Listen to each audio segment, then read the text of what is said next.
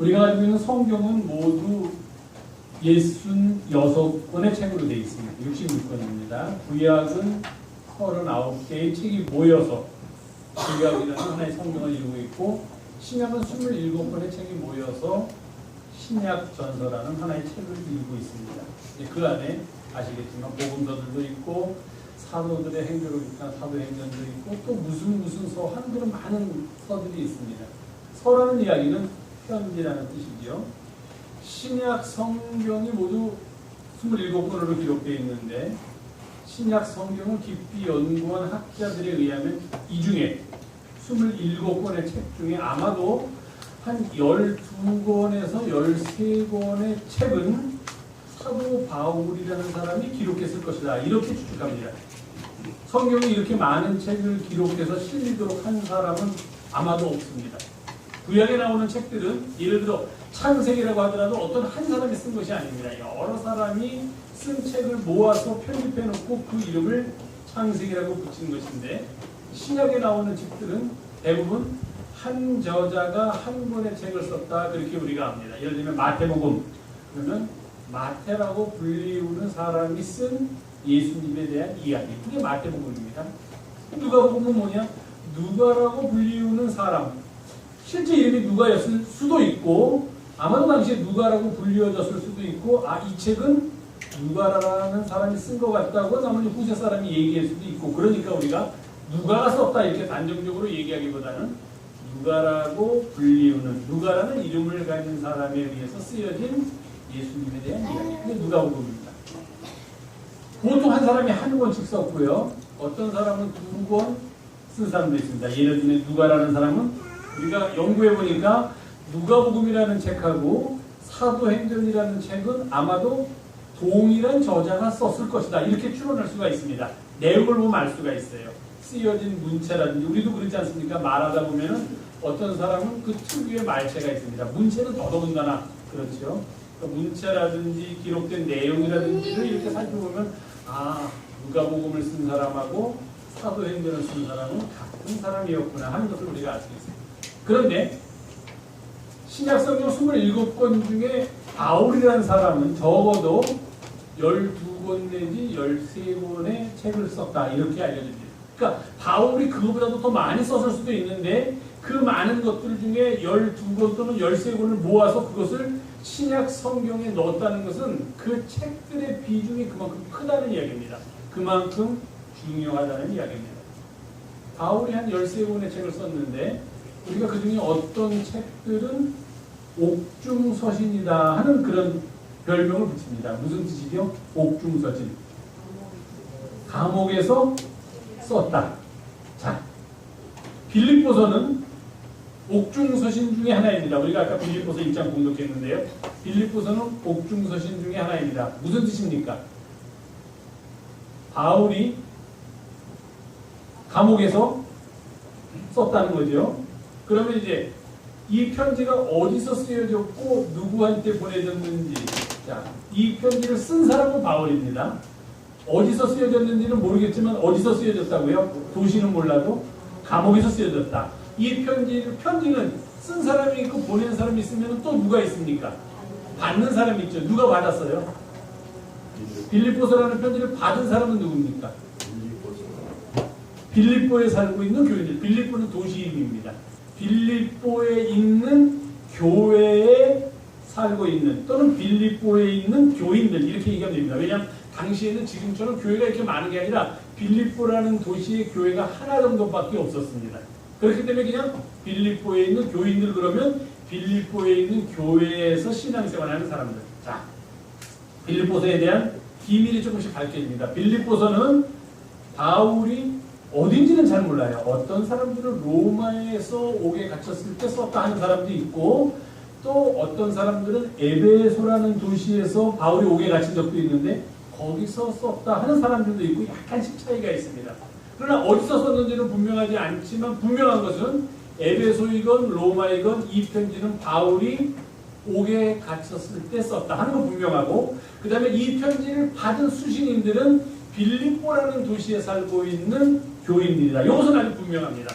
그럼 우리가 성경을 읽을 때 이렇게 읽습니다. 보통은 그냥 우리들은 성경의 내용이다, 하나님의 말씀이라고 그냥 읽는데 성경을 연구하는 학자들은 구절 구절을 보면서 읽죠. 자, 빌립보서가 옥에서 썼다라는 거 어떻게 알았을까요?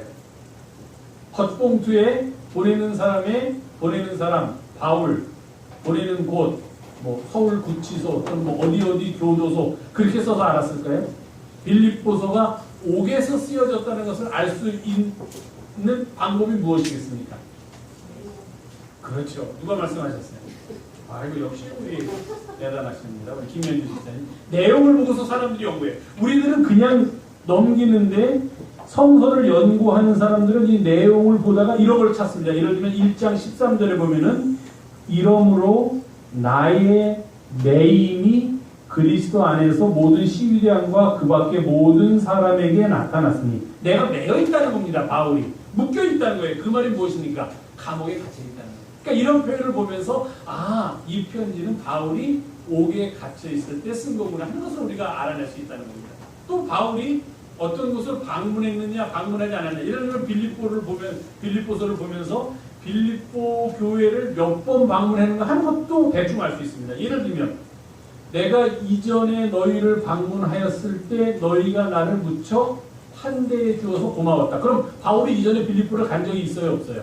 있는 거예요. 그러면서 또 편지 쓰면서 그러나 그 뒤에 내가 너희를 또 방문하고 싶었지만 여러 가지 일들 때문에 아직 방문하지 못하고 있다. 그러면 바울이 요 편지를 쓸 때는 그 전에 한 번은 방문했는데 그 다음에는 아직 이곳을 방문하지 못하고 있구나. 그렇게 성서를 연구하는 사람들이 연구합니다. 그래서 빌립보서는 언제 쓰여졌고 어디서 쓰여졌고 어떤 목적으로 쓰여졌고 하는 것을 우리가 알아냅니다. 빌립보서에 대한 이야기를 이렇게 제가 길게 하느냐.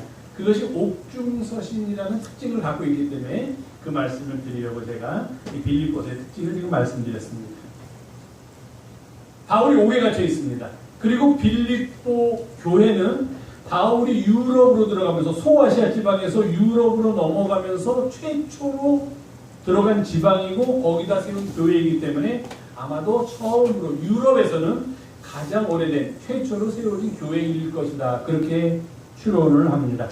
그 교회에 자기가 세웠던 그 교회에 지금은 빌립보에 있지 않고 다른 곳에 있으면서 그것도 평범하게 있는 것이 아니라 옥에 갇혀 있으면서 그 빌립보에 있는 교인들을 생각하고 이 편지를 쓰고 있다 하는 겁니다. 왜 바울이 빌립보서를 썼을까? 무엇보다도 첫 번째는 자기가 지금 어떤 형편에 있는지 그것을 빌립보 교인들에게 알게 하기 위함입니다. 내가 지금 이렇게 복음을 전하면서 선교 여행을 하다가 어떠한 이유로 인해 가지고서 옥에 갇혀 있다 하는 자신의 현재의 상황에 대한, 왜냐하면 빌립보 교인들이 이렇게 생각할 수 있잖아요. 왜 바울은 우리한테 한 번도 안 오는 거야? 왜 연락도 없는 거야? 우리를 버린 걸까? 바울을 우리가 생각하는 것만큼 바울은 우리를 생각하고 있지 않는 걸까? 하고 빌립보 교인들이 바울에 대해서 여러 가지 복잡한 생각을 할 수가 있어요. 거기에 대해서 바울이 내가 지금 이런 형편에 있기 때문에 여러분들을 보러 가고 싶어도 가지 못하고 이렇게뿐이 소식을 전하지 못합니다 하는 이야기를 해줘야 할 필요가 있어서 바울이 이 편지를 썼습니다. 그럼서 동시에 바울은 빌립보 교인들이 그 전에 몇 번에 걸쳐서 바울에게 선물을 보냈습니다. 아마도 그 선물이라는 것은 그들이 돈을 수렴해가지고서 바울의 선교 여행을 돕기 위해서 사람을 시켜서 바울에게 보내줬던 것을 의미한다. 우리가 그렇게 봅니다. 에바브로디도라는 바울의 동역자이면서 바울을 많이 도와줬던 사람이 있는데 그런 사람들이 빌립보 교회에서 모아준 연보를 가지고서 바울을 찾아가서 바울에게 그 연보를 전해주고 바울은 빌립보 교인들이 전해준 그 연보를 받아서 자신의 선교 활동을 계속했고 그러니까 이러한 일들을 기억하면서 바울이 내가 빌립보 교인들에게 그 선물을 잘 받았고 그 선물이 참 나에게 큰 도움이 됐고 나는 그 선물에 대해서 참 감사하게 생각한다 하는 그런 이야기를 하기 위해서 이 빌립보서를 기록했다. 보통 이렇게 봅니다.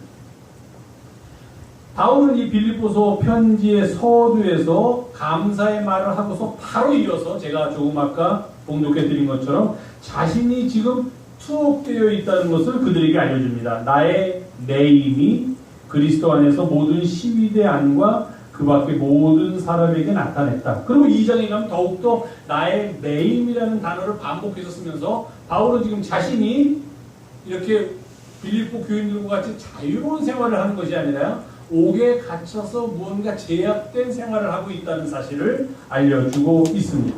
그런데 중요한 것은 지금 바울은 내가 옥에 갇혀 있습니다라고 얘기하면서 내가 지금 옥에 갇혀 있으니까 어떠하다, 내가 너무 뭐 괴롭다라든지 내가 옥에 갇혀 있기 때문에 나를 풀어주기 위해서 당신들이 노력해달라든지 그런 이야기를 하는 것이 아니라 옥에 갇혀 있는 순간에도 바울은 깊이 예수 그리스도를 묵상하면서 내가 과연 옥에 갇혀 있다는 것이 나에게 있어서 어떤 의미가 있는 것인가 하는 것을 찾아보고 있는 것, 그것을 우리가 알 수 있습니다. 그는 옥중 생활을 하면서 자신의 삶과 죽음을 뛰어넘는 그가 느낀 생과 사의 관점, 생과 사에 대한 그의 생각, 즉 고난이 우리에게 닥쳤을 때, 옥에 갇힌 것과 같은 그런 고난이 닥쳤을 때, 그리고 곧 혹시 죽을지도 모른다라는 그런 위협 속에 처해 있을 때 그리스도인들은 이러한 상황을 과연 어떻게 받아들여야만 할 것인가? 즉 고난과 죽음이라는 상황을 그리스도인들은 어떤 의미로 받아들여야 할 것인가 하는 것을 지금 빌립보 교인들한테 이야기를 하고 있다는 겁니다. 자기 스스로가 옥에 있으면서 내가 이 옥에서 혹시 생명을 다할 수도 있고 아니면 다시 풀려나서 세상으로 나갈 수도 있다라는 그런 생각을 하면서 나에게 닥치고 있는 이런 고난이, 나에게 닥치고 있는 죽음을 앞둔 것과 같은 이러한 상황이 과연 나에게 무슨 의미가 있는가? 나는 이것을 어떻게 받아들여야만 하는가 하는 것을 빌립보서를 통해서 우리에게 말하고 있습니다. 바울은 자신이 옥에 갇혀 있다는 그 매임을 이렇게 얘기합니다. 그리스도를 위하여 내가 받는 고난은 그것이 고난이 아니라 그 자체가 은혜입니다 라고 말을 합니다.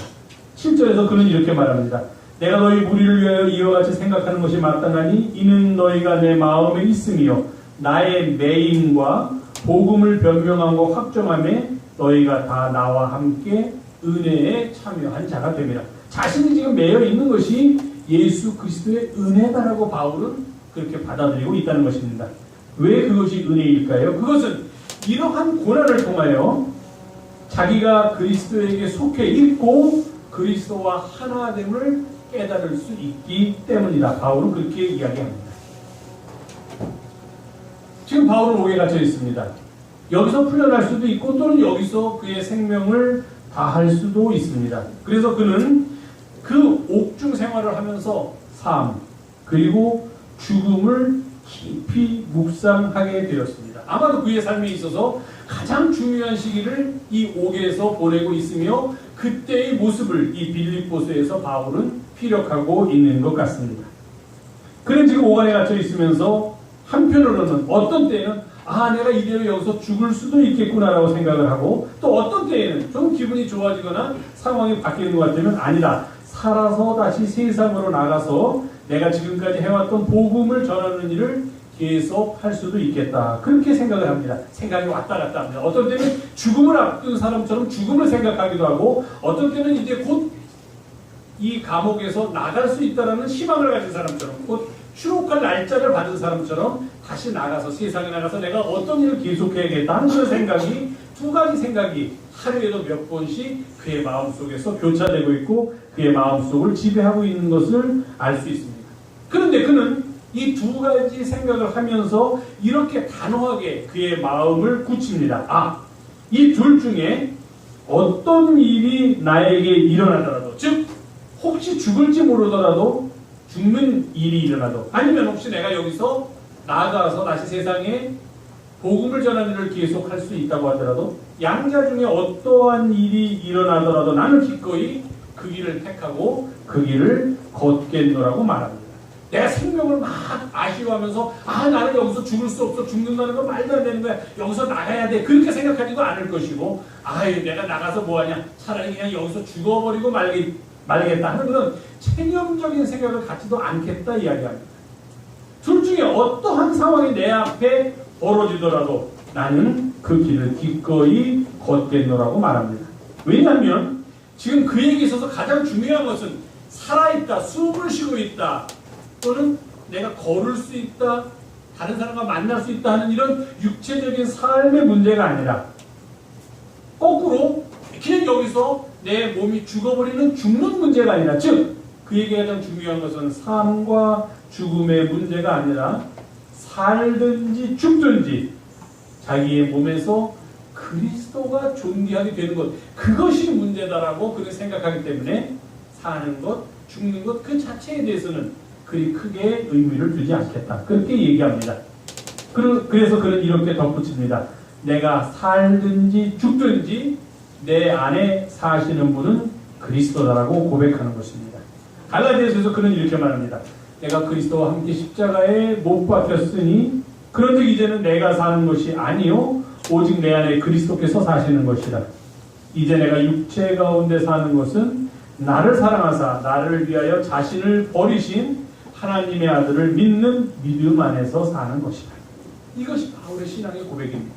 그러니까 지금 옥중에서 생과 사의 갈림길을 앞에 두고 그것을 깊이 묵상하고 있지만 어느 쪽의 운명이 나에게 닥칠지라도 나는 그것을 기꺼이 받겠노라, 그렇게 이야기합니다.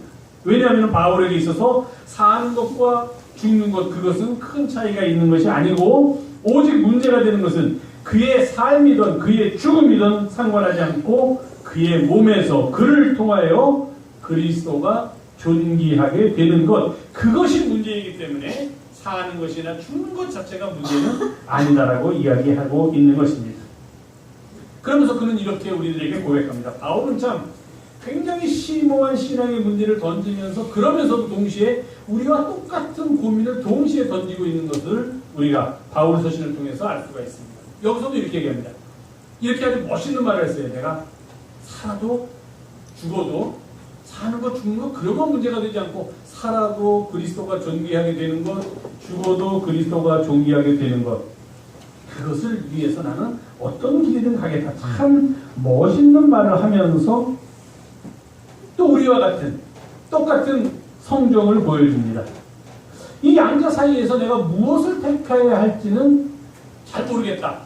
그래? 너 사는 것과 죽는 것이 너에게 별로 의미가 없어. 그럼 너 살고 싶으냐 죽고 싶으냐라고 물으면 글쎄 내가 살고 싶다고 대답을 해야 될지 죽고 싶다고 대답을 해야 될지는 잘 모르겠다, 그렇게 또 이야기합니다. 단호하게 나는 차라리 죽어서 그리스도를 존귀하게 하겠노라, 아니면 내가 다시 살아서 세상에 나가서 복음을 전하면서 또 그리스도를 존귀하게 하겠노라, 그렇게 대답을 하지 않고 이 둘 사이에서 무엇을 선택해야 할지는 내가 잘 알지 못하겠다 하면서 그 이유를 설명합니다. 자, 만약 내가 죽는 것을 떠나서 이 세상을 떠나게 되면은, 죽어서 이 세상을 떠나면 내가 그리스도와 연합하게 되니까 그리스도와 하나가 되는 것이니까 그것은 내가 살아있는 평생에 원하던 일이기 때문에 너무도 좋은 일이다 하는 겁니다.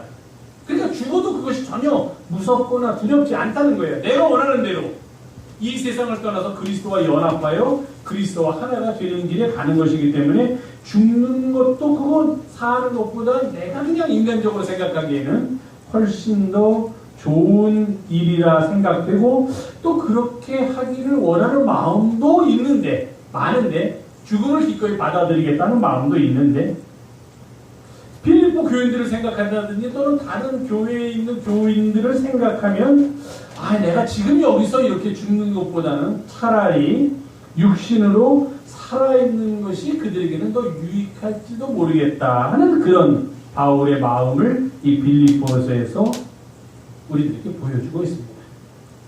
즉 삶과 죽음의 기로에서 그에게는 그 어떤 것이라도 그리스도를 존귀하게 하는 것이라면 기꺼이 따르겠는데, 내가 만약에 죽어도 그것이 그리스도와 연합하여 하나가 되는 일이니까 기꺼이 따르겠고, 살아서 다시 이 땅에 살고 있는 교우들을 만나서 그들의 믿음을 진보시키고 그들의 기쁨을 더하면서 살아가는 것이 자기의 삶의 열매니까 그것도 좋다 하는 겁니다. 그런데 지금 어떤 상황이냐? 빌립보 교인들에게 편지를 하고 있는 상황이니까 바울이 그 뒤에 가서 어떻게 마무리를 짓고 있냐면은, 내가 비록 옥에 갇혀 있고 또 내가 사는 것이나 죽는 것이나 다 그리스도를 존귀케 하는 것이라면 내가 어떤 것이라도 기꺼이 받아들이겠지만, 이 편지를 받는 빌립보 교우들을 생각하면 이왕이면 사는 쪽을 택하는 것이 더 낫겠다. 바울이 이렇게 얘기합니다. 내가 사는 쪽을 택하는 것이 나에게 유익이 되는 것이 아니라 바로 이 빌립보 교인들의 믿음의 진보 그리고 그들의 기쁨을 위하여서는 내가 죽는 것보다는 내가 살아서 복음을 더 전하고 그 복음을 전해 들은 빌립보 교회의 교우들이 믿음 안에서 더욱 진보하고 그들의 기쁨이 더해질 수 있다면 차라리 사는 것이 나에게 더 좋은 일이 되겠구나. 그렇게 바울은 말하고 있습니다. 그는 생각하기를 만약에 내가 이 옥중에서 죽게 된다면 그것 또한 내가 기뻐할 일이다. 왜냐하면 그리스도와 연합하여 그리스도를 존귀케 하는 일이기 때문에 즉 우리의 지금대로 표현하면 그가 순교하는 것이기 때문에 그리고 순교하고 또 그 자신은 이제 하늘나라에 가서 그리스도를 만나는 일이기 때문에 죽는 것도 내가 기꺼이 받아들일 일이고 또 만약에 살게 되면은 다시 살아서 세상으로 나가서 빌립보 교회 교우들도 만나고 에베소 교회 교우들도 만나고 고린도 교회 교우들도 만나고 이렇게 교우들을 만나면서 그들의 믿음의 진보를 보고 또 그들의 기쁨을 더하면서 살 수 있기 때문에 그것도 또한 그리스도를 존귀하게 하는 길이다라는 그런 결론을 내립니다. 그러면서 그는 빌립보 교우나 이 땅에 살아있는 성도들을 위해서는 그들의 믿음의 진보를 위해서는 차라리 내가 지금 여기서 죽는 것보다는 살아있는 것이 훨씬 더 좋은 일인 것 같다. 그렇게 빌립보 교인들한테 씁니다. 당연히 이렇게 써야죠. 저라도 그렇게 쓸 거예요. 내가 삶과 죽음의 기로를 이렇게 하면서 차라리 여기서 그냥 죽어버리겠다 하려면 빌립보 교인들한테 이 편지가 위로가 안 됩니다. 근데 내가 이 두 가지 양자를 다 똑같이 중요하게 여기지만 당신들을 생각하면 빌립보 교인들 당신들을 생각하면 내가 살아서 이제 당신들에게 복음을 전하면 당신들을 위해 더 일하는 것이 유익할 것이라고 생각합니다. 그렇게 쓰고 있는 겁니다. 그러니까 빌립보 교인들이 보면서 아 바울이 이렇게 우리를 생각하고 있구나. 바울이 이렇게 우리를 사랑하고 있구나 하는 것을 알게 된다는 것입니다. 왜 바울이 사는 쪽을 택할 때 죽는 쪽이 아니라 살아서 계속 그의 활동을 선교를 하는 쪽을 택할 때 무엇을 위해서 그 길을 택할 것이냐? 그것은 그리스도를 존귀하게 하는 것입니다. 그런데 그리스도를 존귀하게 하는 일이 과연 어떤 일이냐 하는 것을 바울은 여기서 이렇게 표현합니다. 믿음의 진보와 그를 통한 삶의 기쁨. 그것을 사람들이 누리게 된다면 그것이야말로 그가 살아서 할 수 있는 살아서 그리스도를 존귀케 하는 가장 최선의 일이다라고 바울은 이야기하고 있다는 것입니다.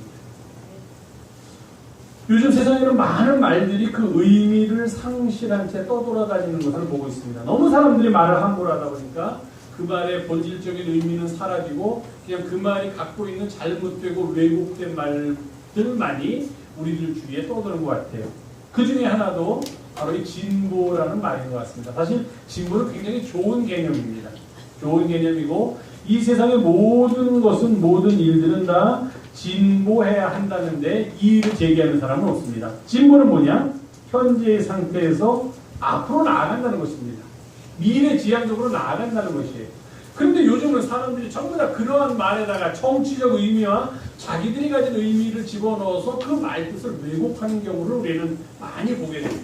특히 우리 사회가 그러고 있는데 어쨌든 그런 의미가 포함되지 않은 순수한 의미의 진보를 본다면 바울은 여기서 진보를 얘기하면서 믿음의 진보를 더욱더 강조하고 있다는 것입니다. 우리의 믿음이 진보해야 된다는 거예요. 앞으로 그 발자국을 앞으로 내딛어야 된다는 것입니다. 진보는 무엇입니까? 몸은 커야 됩니다. 제가 늘 말하지만 어린아이를 기르는 어떤 부모가 너는 너무 이쁘니까 그냥 이 상태로 계속 있어다오 하는 부모 세상에 아무도 없습니다. 크면 골칫거리에 애물단지 될 거 너무도 잘 알지. 아나요? 모르나요? 모르나요? 어떤 사람이 그런 말을 해요. 자식은 처음에 나서 기를 때 잠깐만 기쁨이지 다음부터는 평생 떼어내야 뗄 수 없는 그런 어떤 뭐라고 해요? 설명을 해야 그런 존재다. 뭐 그런 말을 하는데 그럼에도 불구하고 어떤 부모가 그런 것을 너무 잘 알고 있다 해서 너는 크면은 보나마나 나한테 애물단지가 되고 골칫덩어리가 될 테니까 지금같이 요 예쁜 상태로 그냥 평생 있어라 하는 부모는 아무도 없다는 겁니다. 왜? 몸이 커야 한다는 걸 우리가 너무도 잘 알고 몸이 크에 따라서 정신도 또 더 커야 한다는 걸 압니다. 나이 20살, 30살 돼서 엄마 치맛자락 붙들고 다니면은 아이고 귀여운 내 자식 넌 참 나밖에 모르니까 아이고 내가 널 사랑해야지 이런 부모 아무도 없죠. 몸이 크고 정신도 커야 됩니다. 그것을 우리는 흔히 진보다라고 이야기하는 것입니다. 지식도 잘해야 되고 지혜도 잘해야 됩니다. 세상을 보는 눈도 진보해야 합니다. 마찬가지로 바울은 그들에게 무엇을 얘기하고 있냐? 우리가 그리스도를 이 땅에서 존귀하게 하는 것은 바로 우리 믿음의 진보를 통해서 이루어진다는 거예요. 우리가 믿음을 가지고 있다고 하면서 맨날 똑같은 상태로 머물러 있으면서 응애 예수님 나는 이런 어린 상태의 믿음이 좋습니다라고 하면은 예수님이 보고서 이쁘다 귀엽다 처음에는 그러겠죠. 처음에는 이쁘다 귀엽다 했는데 세월이 흐르고 또 흘렀는데도 아직도 그러고 있으면은 꼴 보고 있다 그러실지 모른다는 거예요. 한마디로.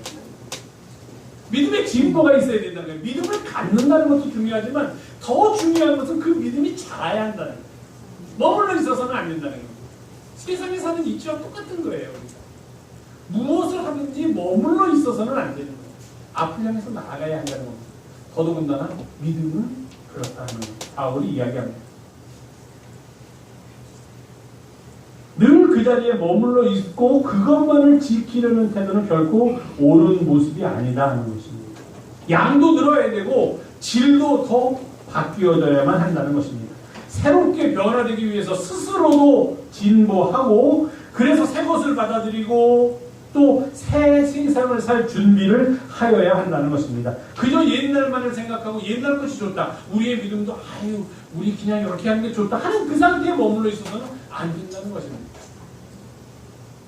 믿음의 깊이도 깊어지고 믿음의 너비도 넓어지고 믿음의 높이도 더 높아져야만 한다는 것입니다. 내가 얼마나 주님을 사랑하는가 사랑의 깊이도 깊어져야만 한다는 것입니다.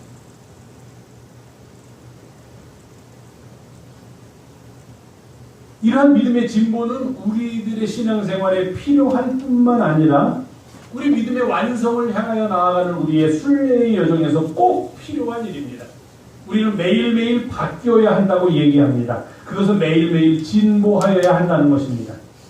바울이 여기서 삶과 죽음의 기로에서 똑같은 가치가 있지만 그럼에도 불구하고 삶을 택하는 것이 유익이라고 생각하는 이유는 단 한 가지입니다. 그가 살아있음으로 인해서 그를 통하여 많은 교우들의 믿음의 진보가 가능해질 수 있다는 그것 하나 때문입니다.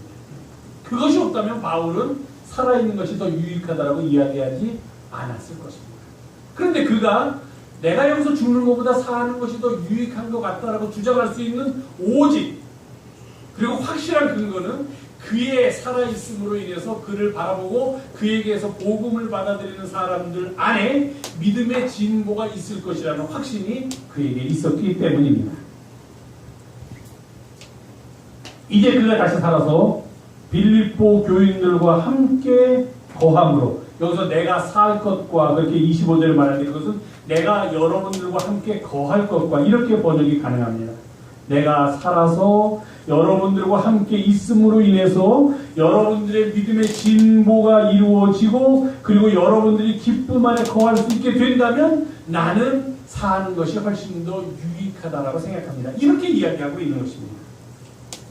바울은 자신의 삶으로 인하여 빌립보 교우들과 함께 거함으로 인하여 그 빌립보 교우들이 예수 그리스도 안에서 갖게 되는 기쁨과 자랑이 더욱 풍성해질 것을 확신하고 있습니다. 그리고 그들의 기쁨과 자랑이 그로 말미암아 더 풍성해진다는 것은 바울의 입장에서 본다면 그는 지금 그리스도를 존귀케 하는 일을 위해서 살아가고 있다. 그것을 우리들에게 보여주는 것입니다. 사랑하는 교회 여러분, 과연 우리의 삶은 그리스도를 존귀케 하는 길에 지금 서 있습니까? 매일매일의 우리의 믿음은 진보하고 있습니까? 우리가 그리스도 안에서 누리는 기쁨은 과연 무엇을 의미합니까? 바울은 그가 옥에 갇혀 있음에도 불구하고 성도들의 믿음의 진보를 염려하며 생사의 갈림길에서도 자신을 위해서가 아니라 성도들의 믿음의 진보와 기쁨을 위하여 자신의 앞길을 염려하고 있습니다. 과연 우리는 우리 믿음의 진보를 위하여 어떤 길을 걷고 있습니까? 우리는 과연 우리의 믿음의 어느 자리에 서 있습니까? 날마다 우리의 믿음이 진보하고 있다고 이야기할 수 있습니까? 날마다 주님을 사랑하는 우리의 마음이 더 커지고 있다고 말할 수 있습니까? 날마다 이 땅에서 주님의 뒤를 쫓는 우리의 발걸음이 다른 길로 가고 있지 않다고 그렇게 이야기할 수 있습니까? 날마다 우리를 통하여 이 땅에 하나님의 나라가 확장되고 있다고 그렇게 자신 있게 말할 수 있습니까? 믿음의 진보는, 믿음의 기쁨은 과연 무엇을 말합니까? 오늘 우리는 우리의 믿음이 진보함으로 인하여서 그 안에서 기쁨을 누리는 삶을 살기를 바랍니다. 그 기쁨은 살든지 죽든지 그리스도를 존귀하게 하는 일에 참여함으로써 얻게 되는 기쁨, 바로 이 세상에서 주지 못하는 하늘의 기쁨입니다. 그래서 바울은 빌립보서에서 우리에게 크게 두 가지 과제를 줍니다. 사랑하는 여러분, 여러분들이 어느 상황에 처해 있든지 믿음의 진보를 이루는 신앙생활을 하십시오. 그리고 그렇게 믿음의 진보를 이루는 신앙생활 가운데서 여러분들이 늘 주 안에서 기쁨을 누리면서 사십시오. 이 두 가지를 권면합니다. 이 기쁨은 뭐 맨날 날마다의 삶이 이렇게 그냥 짜증나고 별로 좋아할 것도 없는데 그냥 웃으면서 살아는 그런 기쁨이 아닙니다. 그냥 괴로운데도 그냥 입은 웃어라, 얼굴은 웃어라는 그런 세상이 말하는 기쁨을 훨씬 더 뛰어넘는 기쁨입니다. 그 기쁨은 우리의 삶 속에서 이루어지는 믿음의 진보를 통하여 우리가 누리게 되는 기쁨입니다. 내 안에서 일어나고 있는 믿음의 진보를 보면서 그렇게 믿음의 진보 속에서 살아가고 있는 나의 삶을 보면서 내가 누리게 되는 기쁨, 그것이 바로 바울이 빌립보서에서 이야기하고 있는 주 안에서 기뻐하라고 할 때의 그 기쁨입니다. 이런 믿음의 진보와 기쁨 가운데 무더위를 이겨나가며 하루하루 주님의 은혜의 길에 더욱더 가까이 들어서는 사랑하는 우리 영성의 가족들이 되기를 주님의 이름으로 부탁을 드립니다. 기도하겠습니다.